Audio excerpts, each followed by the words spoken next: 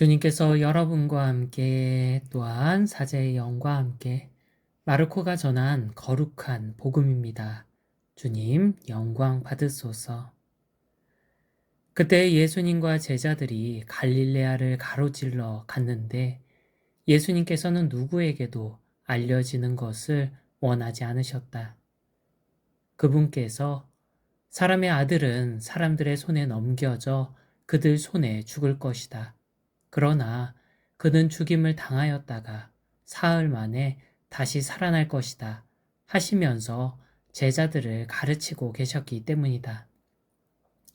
그러나 제자들은 그 말씀을 알아듣지 못하였을 뿐만 아니라 그분께 묻는 것도 두려워하였다.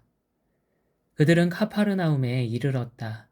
예수님께서는 집 안에 계실 때에 제자들에게 너희는 길에서 무슨 일로 논쟁하였느냐 하고 물으셨다.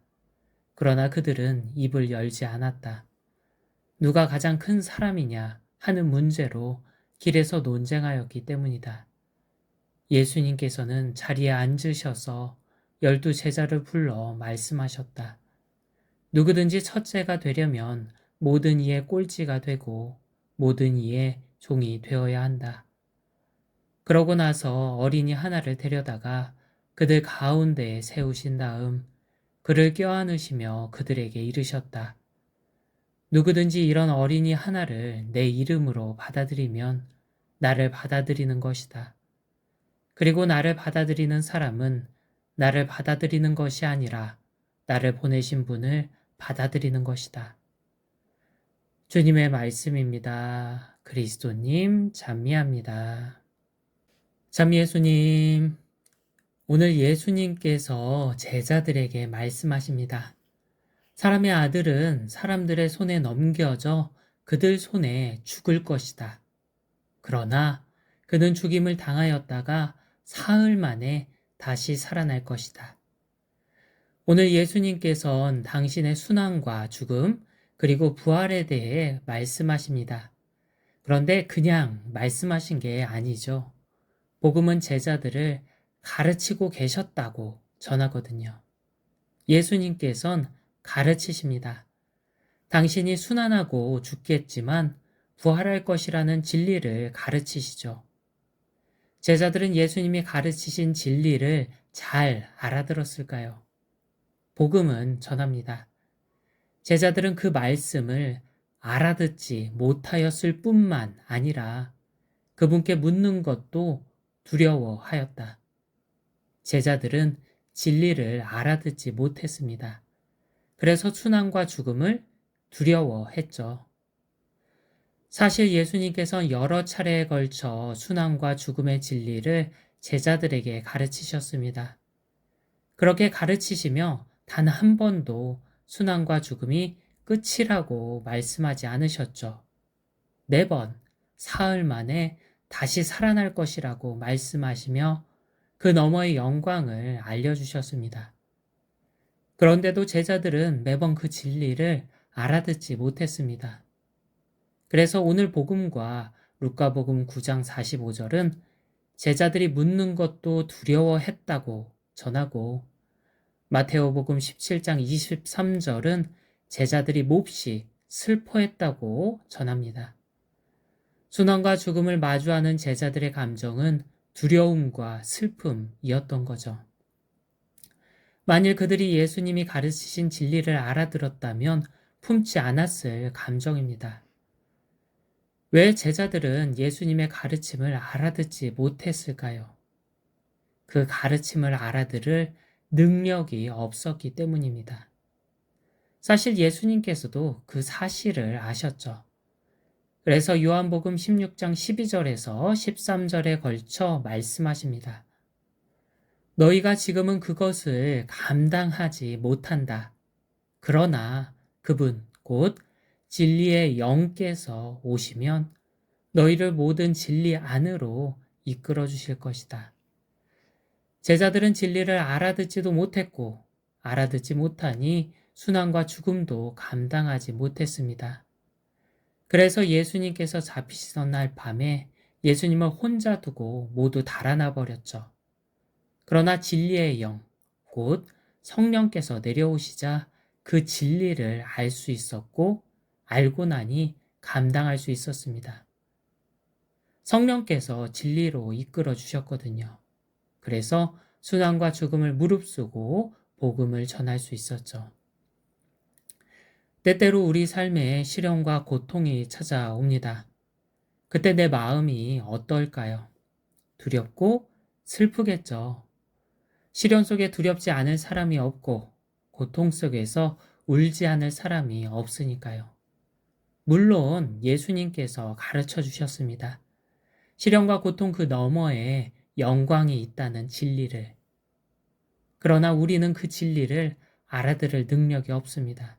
그래서 두렵고 슬프죠. 그래서 예수님께서 알아들을 능력이 없는 나를 위해 성령을 보내주셨습니다. 성령께서는 내 마음 안에 머물며 그 너머 있는 영광을 가르쳐 주십니다. 그런데 이상하죠. 분명 성령께서 가르쳐 주셨는데 왜 여전히 나는 두렵고 슬플까요? 내가 성령의 목소리가 아니라 사탄의 목소리에 귀 기울일 때가 많기 때문입니다.